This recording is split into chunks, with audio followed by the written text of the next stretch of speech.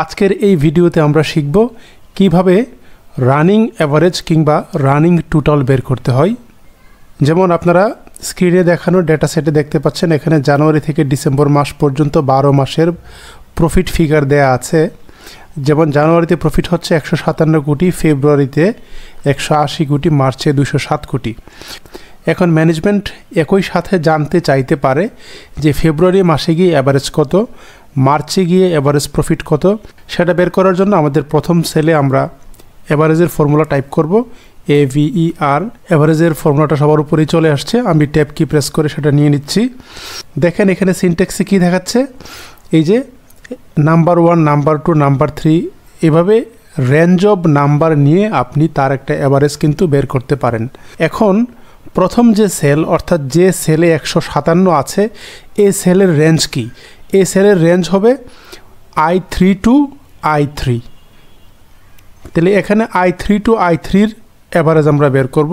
মনে রাখবেন, running average বের করতে গেলে আপনি প্রথম সেলটা ফিক্স করে দিবেন, কারণ পরবর্তী সেলে যখন আমি যাব তখন I3 সেল থেকে I4 সেল পর্যন্ত আমার অ্যাভারেজ হবে। আমি যদি এটাকে ফ্রিজ না করি, নর্মালি আমি যদি অ্যাভারেজ বের করি, দেখেন কি হয়, 157 অ্যাভারেজ আসছে। পরের সেলে গিয়ে কী হয় খেয়াল করেন, ড্র্যাগ করে যখন আমি পরের সেলে গেলাম, দেখেন তো কী হচ্ছে, শুধু কিন্তু সে 180কেই কনসিডার করছে,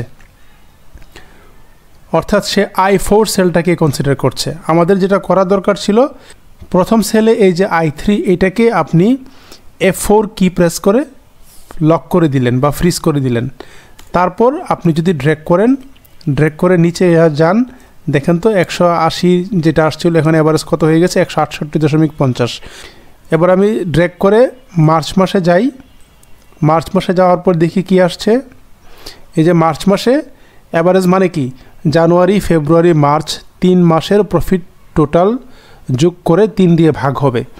এই জন্য আমি শুরুতেই এই যে জানুয়ারির যে সেলটা, এই সেলটাকে ফিক্স করে দিয়েছি, কিন্তু রেঞ্জের যে শেষ যে সেলটা, সেই সেলটাকে আমি কিন্তু ফ্রিজ করিনি।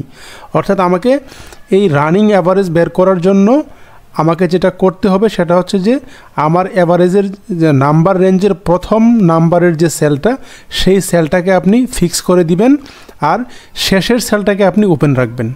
তাহলে এইভাবে আমি ড্র্যাগ করে একদম শেষ পর্যন্ত আসলাম। হোম ট্যাবে গিয়ে এখন সবগুলো সেল সিলেক্ট করে হোম ট্যাবে গিয়ে এই যে ডেসিমেল পয়েন্ট কমিয়ে দিলাম।